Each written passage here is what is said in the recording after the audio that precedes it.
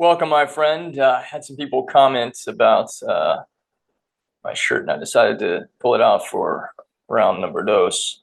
Man, I bought this shirt on Amazon because I thought it looked like that of a king, and I like kingly things. And so, flossing it for another time for you to experience today, and also to inspire you in a new way.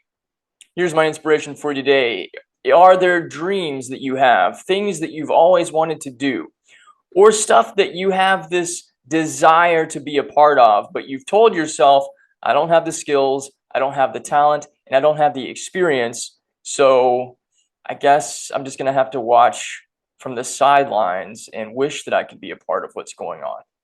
I've got a story for you from my own personal experience about how even being on the sidelines can still bring you into the game and still make you a part of the team.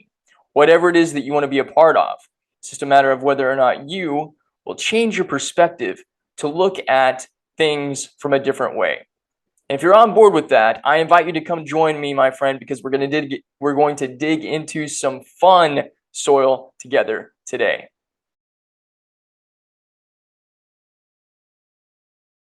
Welcome to you. My name is D. Grant Smith. I am the growth farmer for personal development through the lens of spirituality and storytelling.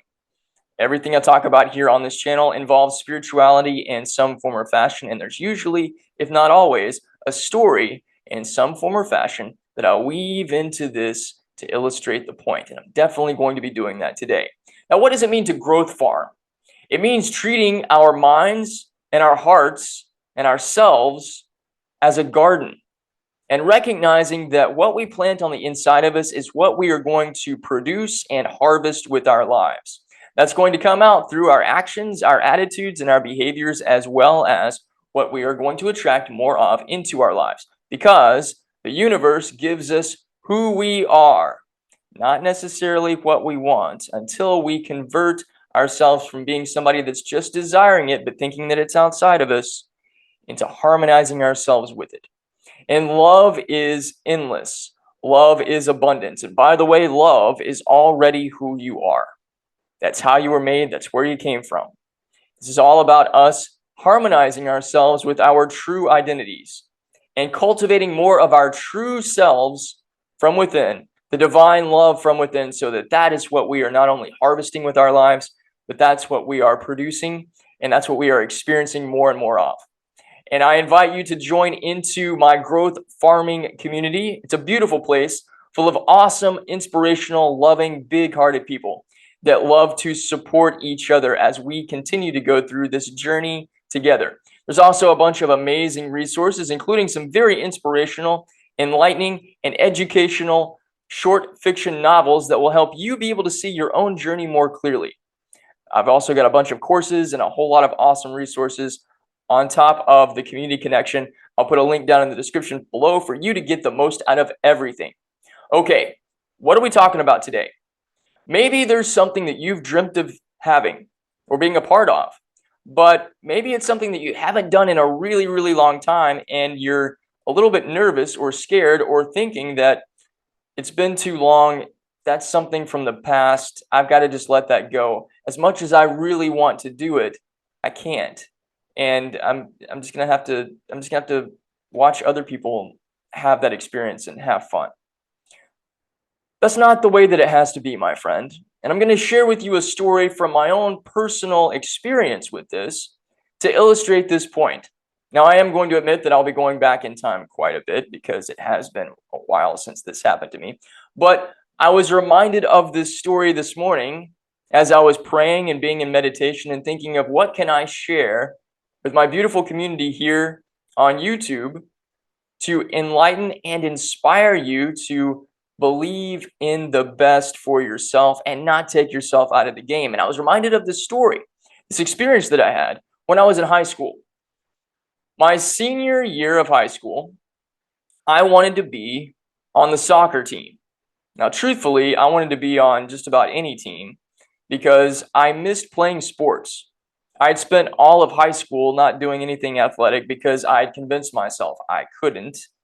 I was 5'5", I think I weighed 100 pounds soaking wet, if even that much. I was the runt of the runt in all of grade school. And so from my physical body frame and body type, I convinced myself that athletics were not something that I could do. But my junior year, there was a guy that made it on the soccer team that was quite a bit overweight and didn't really have any athletic prowess to him at all, but he was on the soccer team because I went to this small Baptist high school. And for the most part, until we got to my grade, or until I got up to senior year, the classes were so small ahead of us that they would just take anybody on the team that tried out. Well, that didn't work necessarily in my case, but I told myself, if that guy can get on the soccer team, I can get on the soccer team. Now, I hadn't played soccer since second grade, and there's quite a bit of development and talent and skills that come between second grade and 10 years later in 12th grade. But I thought, I used to be really awesome at playing soccer. I'm probably not terrible. I could probably do it. I played some pickup games with some high school kids, but I hadn't really played soccer in a really long time.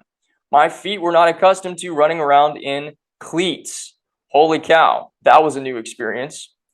Also, I wasn't really used to running around anyways, but I told myself I could do it. So the last 3 weeks of the summer was the period of time before soccer tryouts. And so I bought a new pair of cleats and I bought some running shoes, and I spent about an hour every day running around this area in my neighborhood. And then I tried putting on the cleats and running around, and those hurt my feet like crap. And I thought, you know what? I'm not going to mess with this stuff. I'll wear the cleats when I have to show up to tryouts. Well, here's what happened. I got to soccer tryouts. I wasn't fast. I wasn't necessarily slow. I was okay, about middle range, whatever. And I always played defense, but I was getting beat a lot. Guys were going around me. They had ball tricks that I didn't know, and I wasn't all that good. But I kept pressing harder and harder and harder. And I did all the workouts that I wasn't used to, and we ran our butts off in the hot 100-degree temperatures of Houston. And I got through the first day of tryouts. It was like a 4-day-long tryout process. I got to the end of the first day, and I was like, man, this is hard. But I really want to be on the team. So I showed up to tryouts the next day. Now my feet hurt like crap because I wasn't used to those sneakers. I wasn't used to those cleats. And I wasn't used to running all the time. But I really wanted to be on the team. So I did all of the practices. I did all of the running around. We did all the drills and stuff. But I got to the end of the second day, and my feet were literally ripped up. That's no hyperbole.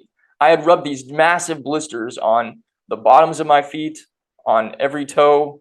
I could barely walk. I was hobbling to my car. It was awful. I couldn't stand up in the shower. I had to take a bath and put my feet outside on the edge of the bathtub. I felt miserable, but I wanted to be on the team. And so I would wrap my feet up in gauze, basically, and Neosporin, and I would hobble to practice, and I went through the rest of practice. And I was pretty sure that if I was going to make the team, I was going to be one of the last 2 people to make the team. And there were 3 guys that didn't make it at all. And I was one of those 3 people. But the coach came to me after all the tryouts were over and said, dude, everybody wants you here.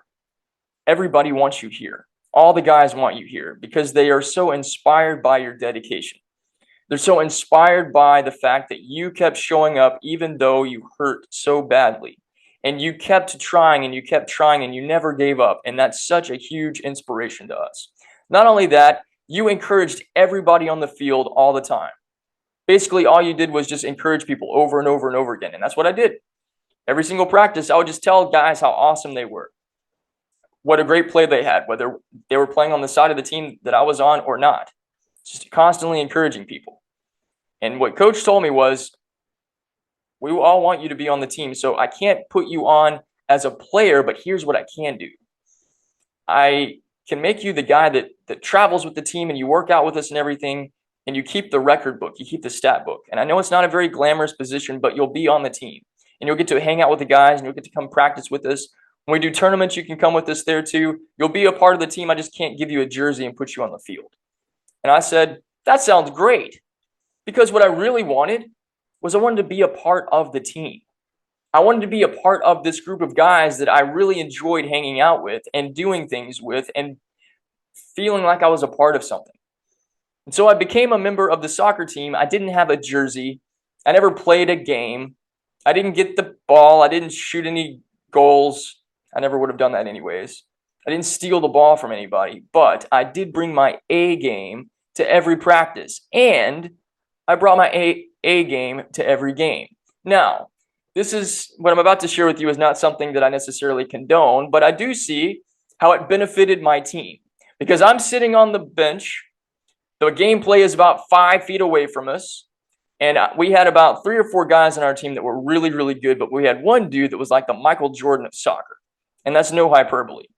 I grew up in Houston. We were a small Baptist school, but we played against some pretty stiff competition from all over the state.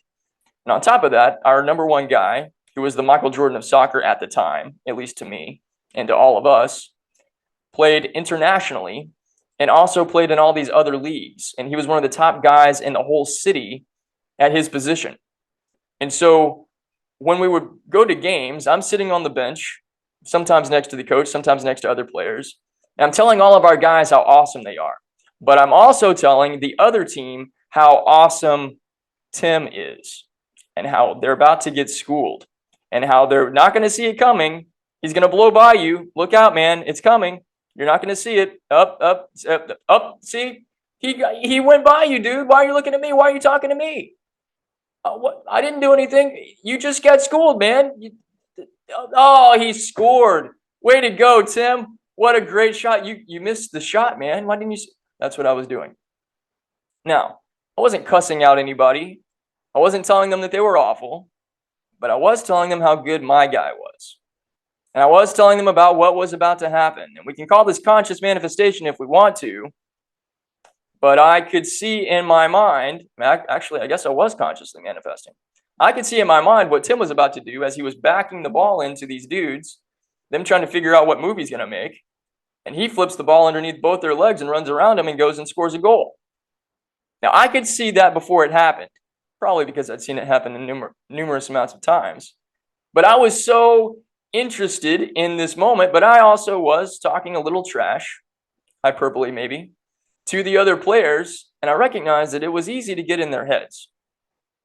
And I saw that as part of my contribution to the team. Because if I could help get the other team distracted from what was going on in their game right in front of them, then our guys had a chance to go do what we needed to do. Now, in my previous video, I talked about the power of the mental diet and only entertaining what you want to experience and turning off all distractions. And sometimes those distractions can be things that are being spoken to you by people that are around you. So I want to make a little caveat or a little point about that because it is important here. But the main thing that I want to bring into your awareness and allow you to entertain in your mental diet and in your imagination that if there are things that you want to be a part of, dreams you have about something you want to experience or achieve or join into, there is no limitation to you being able to do that except for the limitations that you place on yourself.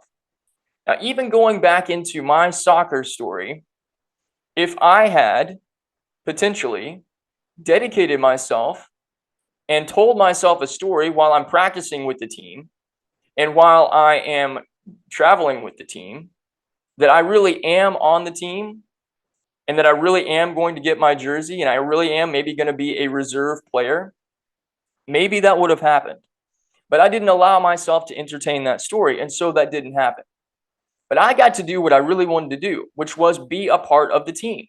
And I was a part of the team. I got to write a little column every week on the newsletter that went out to all of the school and the parents and everybody else about how awesome we were doing. The year before my senior year, we being my school team, had a losing season. I think we won maybe 4 or 5 games the whole year. My senior year, we had a massively winning season. We went to state. We got second place. And we got second place because our all-star got injured halfway through the game. We lost by 1 goal.